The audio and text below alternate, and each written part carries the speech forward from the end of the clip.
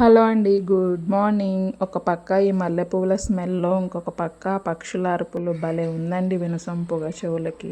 ప్రకృతి ఇచ్చిన అన్నం కదా, చాలా బాగుంటుంది. అందరికీ నచ్చుద్ది ప్రకృతి అన్నం అంటే. నాతో పాటు మీరు కూడా ఎంజాయ్ చేయండి.